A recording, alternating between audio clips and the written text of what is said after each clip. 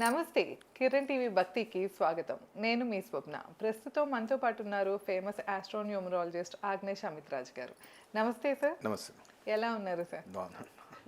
Sir, మనమైతే కనుక జాతక పరంగా అవనియండి, వాస్తుపరంగా అవనియండి, కొన్ని రకాల విషయాలు అయితే మీరు షేర్ చేస్తూ వస్తున్నారు.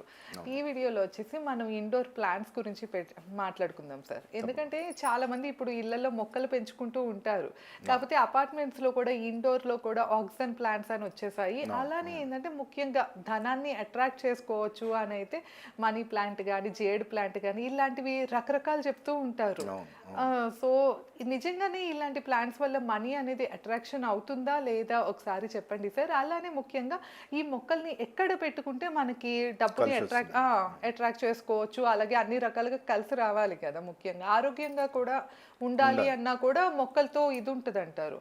సో ఎక్కడ, ఏ దశలో, అంటే ఏ డైరెక్షన్ లో పెట్టుకుంటే మనకి బాగుంటుంది, ఈ విషయాలన్నీ చెప్తారా? తప్పకుండా.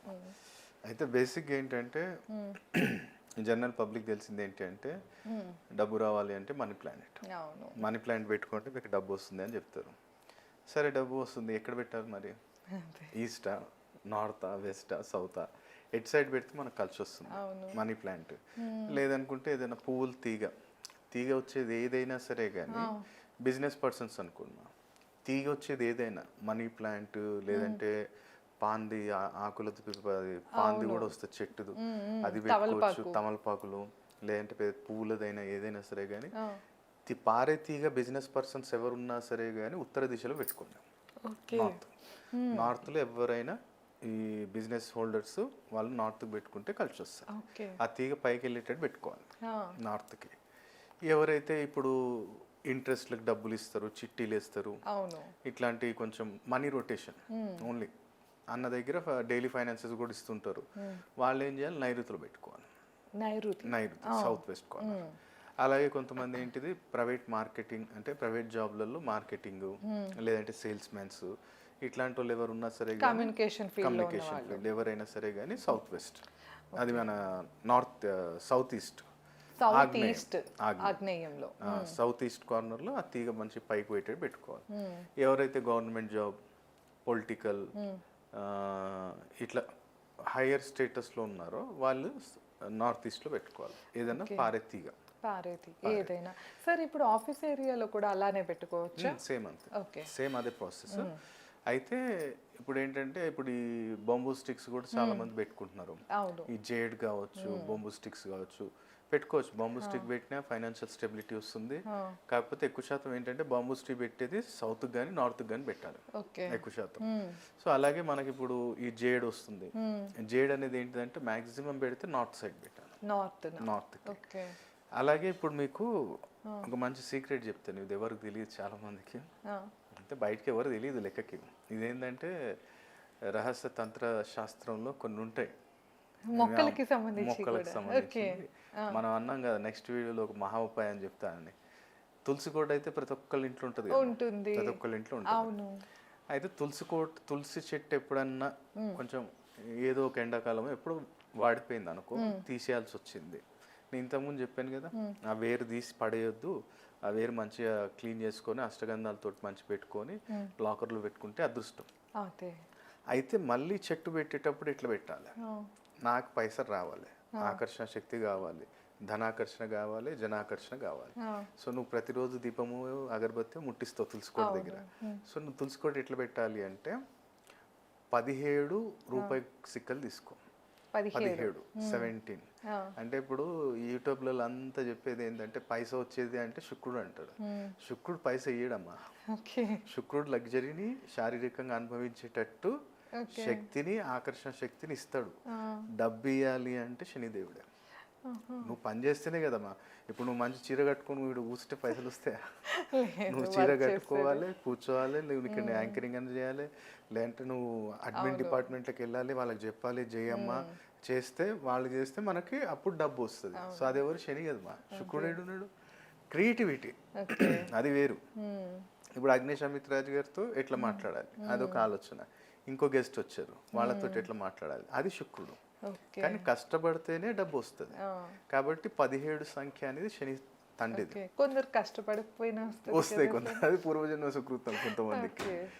అట్లా ఇప్పుడు మనకేంటంటే ఆ 17 రూపాయి సిక్కలు ఏం చేయాలంటే ఆ కుండీలో పెడతావా, లేదంటే మంచిగా తులసి కోట కొంతమంది మంచిగా కట్టించుకుంటారు.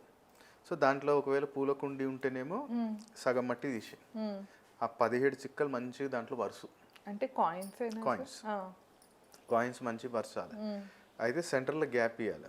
ఆ మొక్క ఏదైతే పెడుతున్నామో అక్కడ కాయిన్స్ రావద్దు. సో ఆ మొక్క పెట్టేసి ఆ చుట్టూ కాయిన్స్ ఉండాలన్నమాట.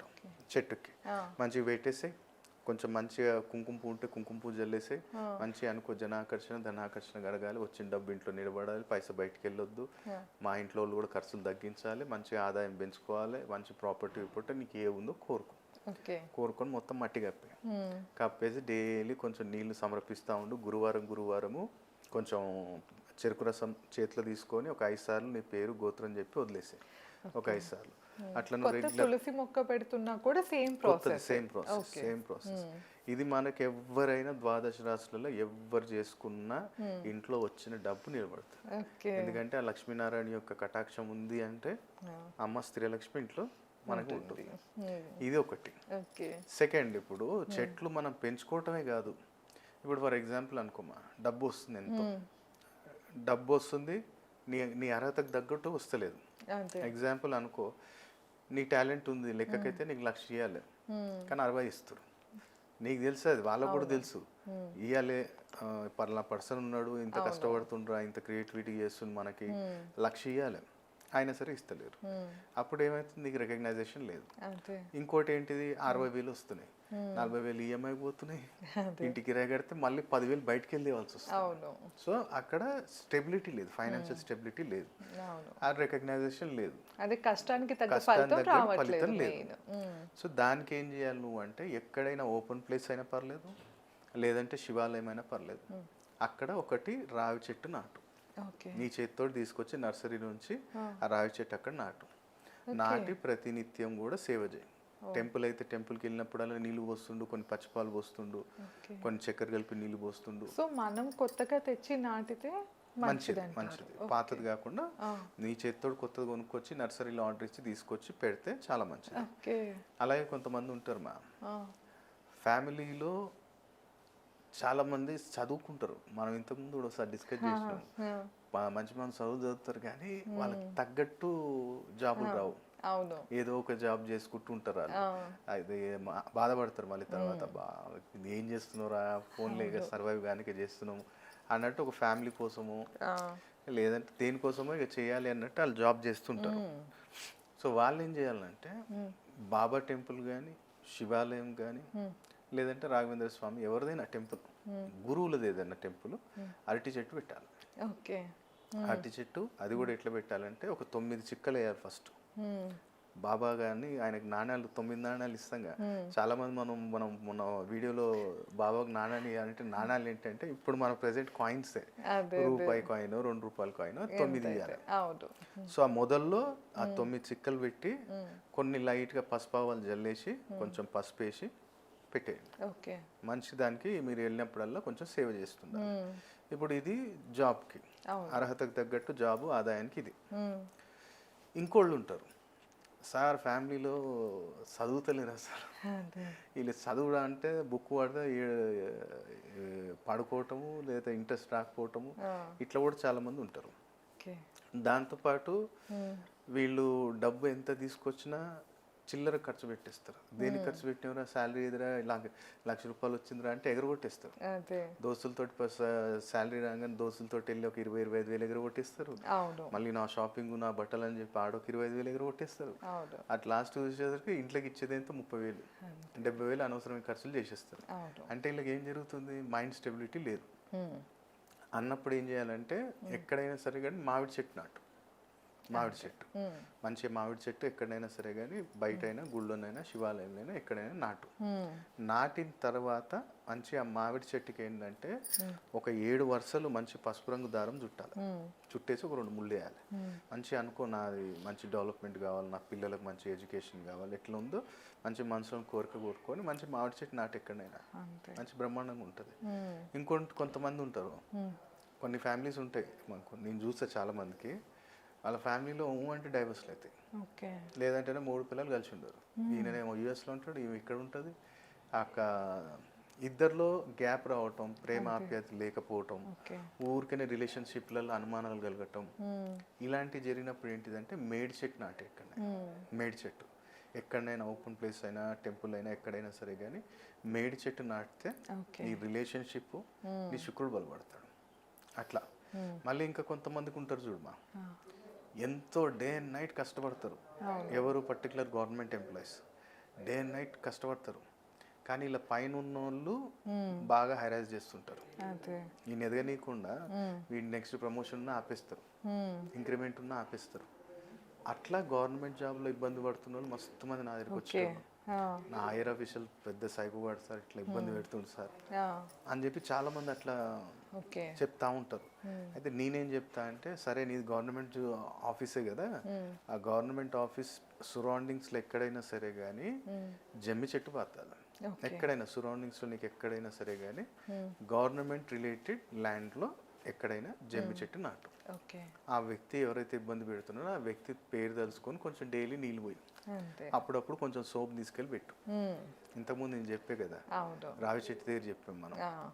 ఇది కూడా జమ్మి చెట్టు దగ్గర కూడా కొంచెం అప్పుడప్పుడు కొంచెం సోంపు పెట్టి ఈ ఇబ్బందులు ఉండొద్దు అని చెప్పి కోరుకుంటే తప్పకుండా దాంట్లో సొల్యూషన్ మీకు లభిస్తుంది. ఇదేంటంటే వృక్ష శాస్త్రంలో మనకి ఇవన్నీ కొన్ని జాగ్రత్తలు చెప్పారు అన్నమాట.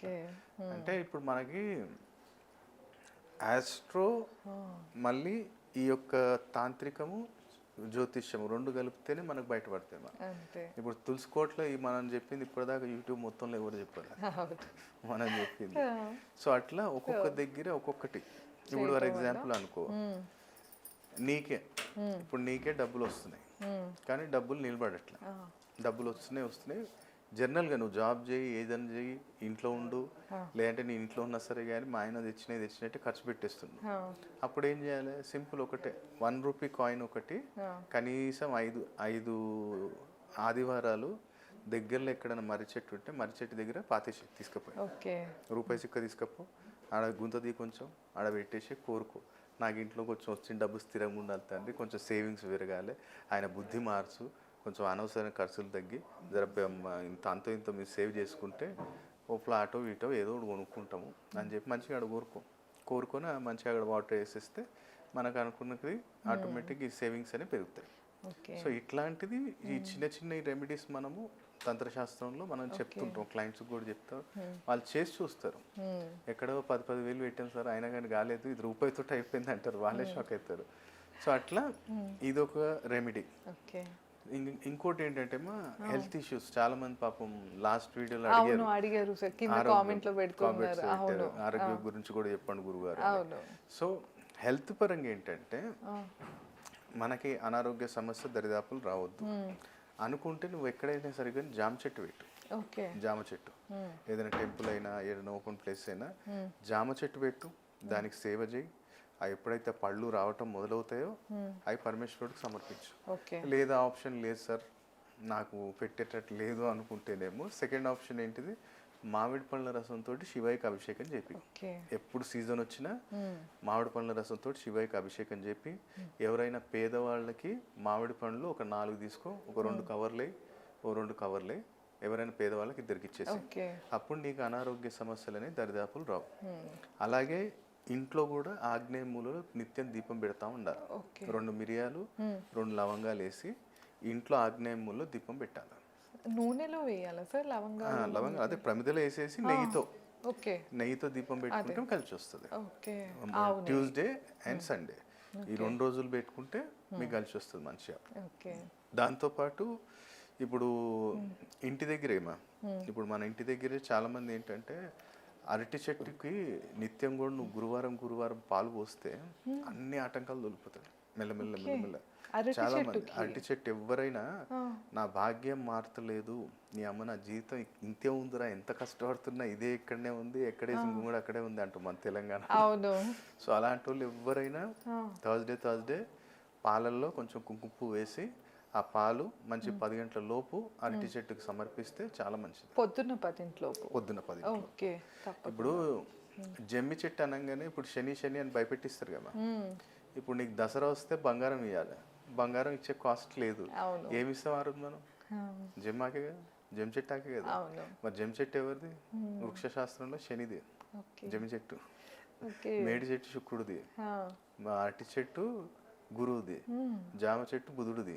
ఇట్లా ఒక్కొక్కరికి ఒక్కొక్క చెట్టు అనేది కేటగిరీ డివైడ్ చేసి ఉందన్నమాట. ఏ గ్రహం వీక్ ఉంటే ఆ చెట్టు మనం చెట్టుని ఆరాధన చేసుకుంటే నీకు కలిసి వస్తుంది. ఓకే. ఇప్పుడు నీకు మనీ ప్లాంట్ అంటాం కదా, మనీ ప్లాంట్ ఏంటి, గ్రీన్ కలర్ పాట్లో పెట్టాలి, ఎక్కడ పెట్టినా సరే కానీ గ్రీన్ కలర్ పాట్లో పెడితే నీకు అది బ్రహ్మాండంగా కలిసి వస్తుంది.